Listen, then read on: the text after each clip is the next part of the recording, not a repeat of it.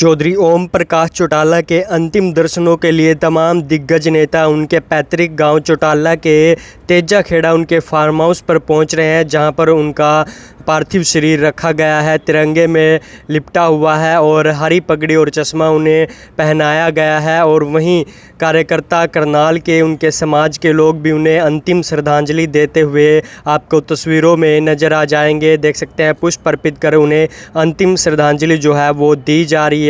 और आज 2 बजे तक उनके फार्म हाउस तेजा खेड़ा में उनका पार्थिव शरीर जो है रखा गया है और इसके बाद 3 बजे उन्हें उनका अंतिम संस्कार किया जाएगा। इससे पहले उनके परिवार के, समाज के, उनके कार्यकर्ता और वहीं हरियाणा का राजनीति से जुड़े हुए तमाम नेता, दिग्गज नेता उन्हें अंतिम श्रद्धांजलि देने के लिए पहुंच रहे हैं, उनके अंतिम दर्शनों के लिए पहुंच रहे हैं। चौधरी ओम प्रकाश चौटाला जो कि 5 बार हरियाणा के मुख्यमंत्री रहे, 7 बार विधायक रहे और हरियाणा की राजनीति में इनके परिवार का बहुत बड़ा योगदान रहा है। और वहीं इससे पहले तमाम बड़े नेता, मुख्यमंत्री हो या फिर प्रधानमंत्री, सभी ने ट्वीट कर दुख भी जताया था और अपनी तस्वीर चौधरी ओम प्रकाश चौटाला के साथ प्रधानमंत्री नरेंद्र मोदी जी ने भी शेयर की थी। और फ़िलहाल ये तस्वीरें आप देख सकते हैं, करनाल में समाज के तमाम लोग, कार्यकर्ता, उनकी पार्टी से जुड़े हुए लोग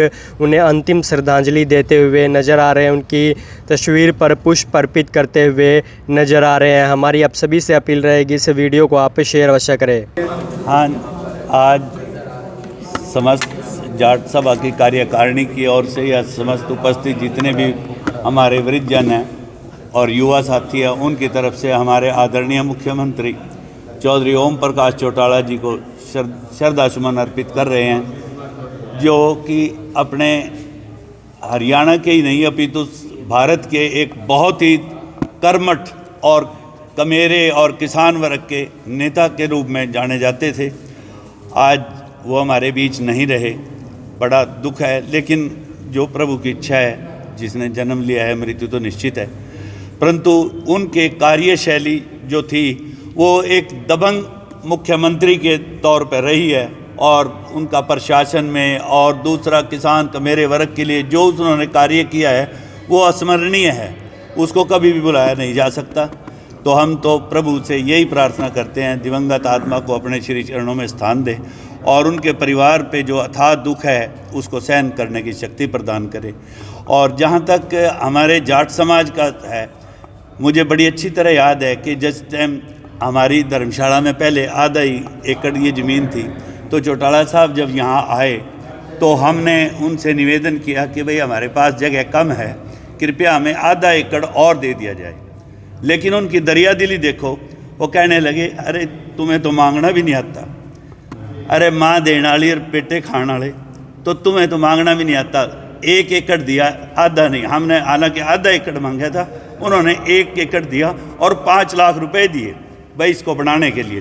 तो ऐसी दरिया दिल इंसान शायद ही कोई दूसरा हो। तो हम तो अब प्रभु से यही प्रार्थना करते हैं कि भाई उन्हें स्वर्ग में जगह मिले और परिवार में जो विघटन हुआ है, परमात्मा उनको सद्बुद्धि दे कि दोबारा वो इकट्ठे हों और इस अपने हरियाणा का ही नहीं अपितु समस्त भारत का एक वो नेतागिरी करें।